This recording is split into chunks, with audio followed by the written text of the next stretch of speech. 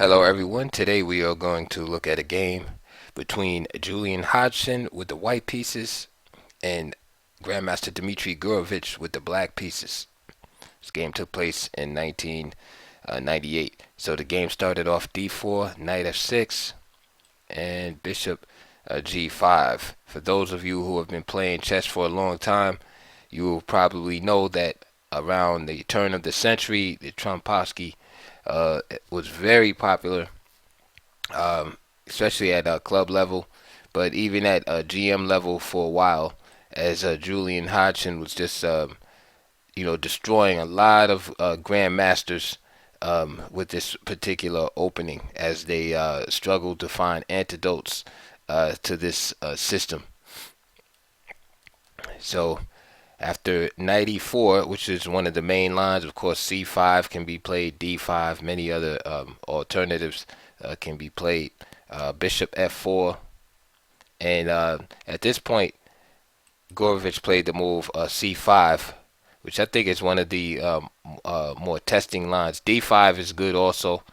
If you're really enterprising, you can even play g5 here. But again, if you're not prepared and you're just trying to stay normal, c5 is good, and then f3 is played. Now here is very important. If black just hops back there, it's okay, but it gives white a little more options here. All right, as far as setting up this center right here, sometimes white will go into like a Benoni type situation with d5 and followed by e4. So for example, d5, let's say queen b6 challenging that, the bishop drop back, and then let's say after d6 or e6, then e4 will appear on the board.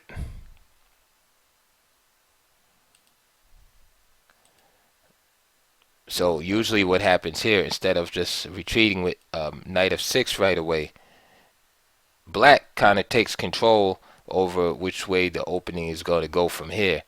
And black will play queen a5 check, which forces its continuation c3. Knight d2 is possible, but it's not not too good. Usually white will just play c3 here. So for instance, after knight d2, knight f6, this pawn is still up for grabs, so to speak. c3 is possible. C takes, and then if c takes d4, then a knight can come back in and start harassing again. This bishop really can't move because the knight will find itself in there.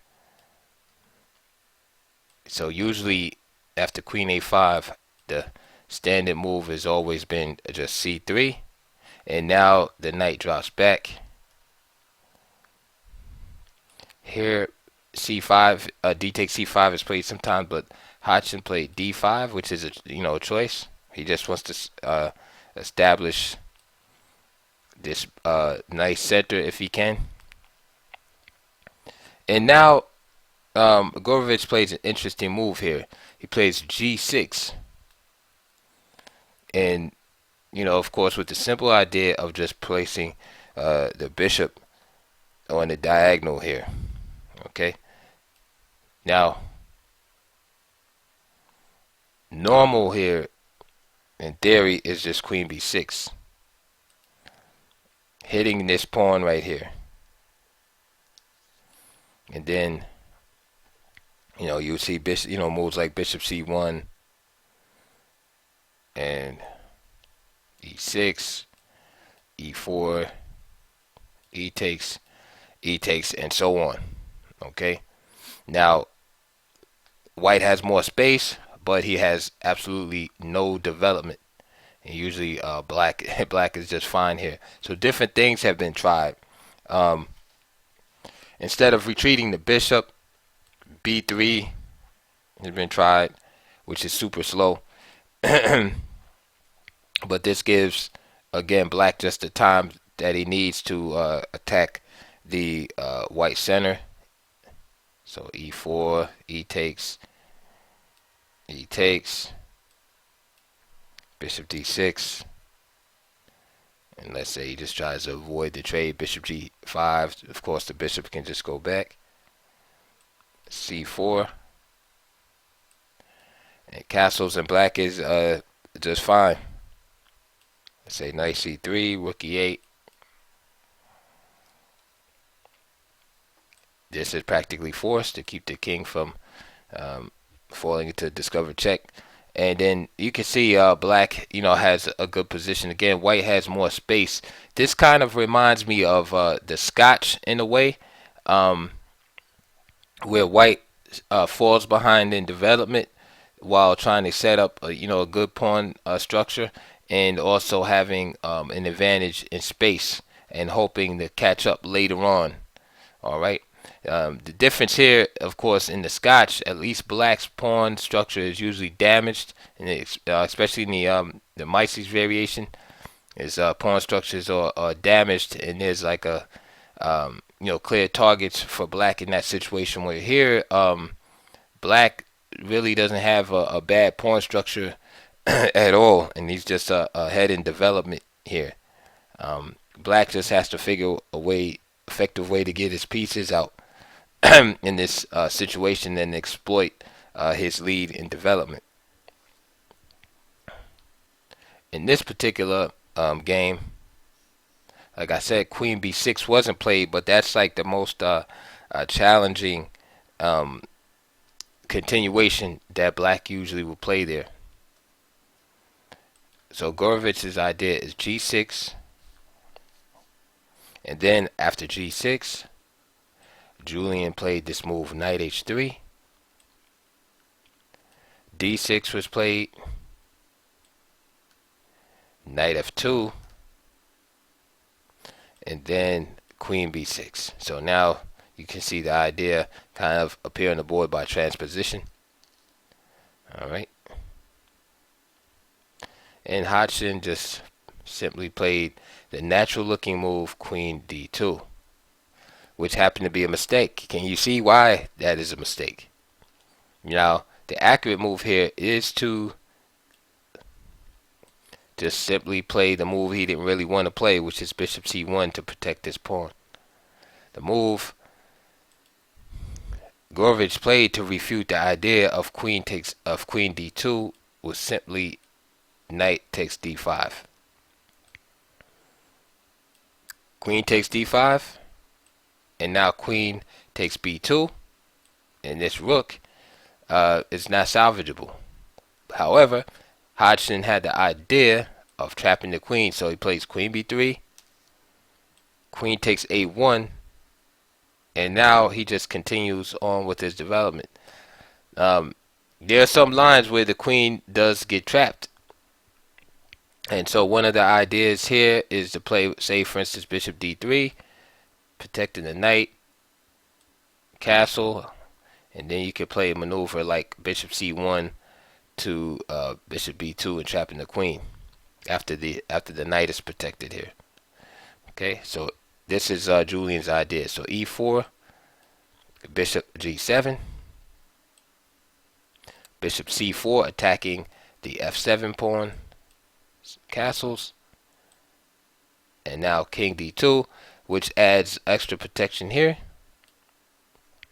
Okay, and now you have this rook is free to move on the back rank. Okay, so now there's a threat of moving this b1 knight. Okay, and this is why Julian didn't castle. If he castles here, then the threat is not there to move this knight, because if he moves the knight, then let's just say after castle, well, it's black's move, so knight c6. But for example, if he was able to move this knight, then black would just capture on c3. This is why Julian played king d2, because now the king adds extra support here. So now the queen and the king are guarding this square. So now he's threatening to move this knight. And notice the knight here on f2 is protecting the rook. Okay. So this is Hodgson's idea. And I believe that Julian missed black's 14th move, which is b5. It was very powerful and disruptive. Okay. So now he's not able to really do anything about the queen being trapped on a1 after this move. Julian played bishop d5, attacking the rook. Beautiful and simple chess by Gurevich, right? The bishop can't be moved, of course, because then the queen will be captured on b3. Now what? Rook to c1. Trade, bishop d5. E takes d5. And simply b4 with more pressure on this pawn right here. And king d1. And now c4. And white just simply resigned. The idea is after queen takes... I'll just show you. The idea, though, is after queen takes c4, the queen then can escape with queen to b2. Or if queen takes b4, then just simply queen takes a2. And the queen is home free. So that was like a short game in the Trompowsky. And that game was interesting to me because of the this idea of g6. Again, queen b6 is usually played, but g6 seems to be just as effective. Good idea to throw in there. The bishop has to be developed to an effective square, and usually that bishop winds up on d6 or something like that. But it's very useful, as you saw in the game, on the long diagonal, and so you have like this Benoni type relative of a position there. So what can we take away from that game is what we can take away from that game is that sometimes trying to play for traps doesn't always work. We saw there that Hodgson had kind of put all his eggs in one basket, sacrificing a piece in order to trap the opponent's queen, and then one move that he overlooked kind of refuted, his entire system, for that matter.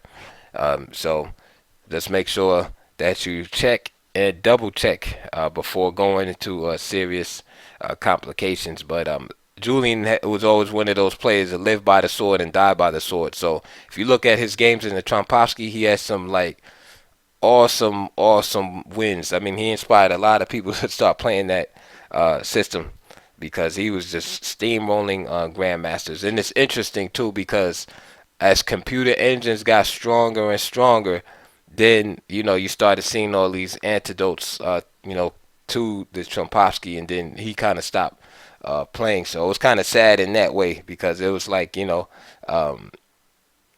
really like a throwback player. But it's hard to play with that in in the days of strong computer engines and analysis. Because everything is just like worked out, to such a, high degree that it's very hard to get away with like bluffing and, tactics of that nature. So anyway, I hope you enjoyed that game. Please check the links below, support my channel, and donate, and also enjoy the DVD/books links below. And they're always going to be related to whatever opening was presented on the board in today's lecture. So today is Trompowsky. So if you're interested in learning and playing the Trompowsky, check the links below. And I'll see you guys on the next video.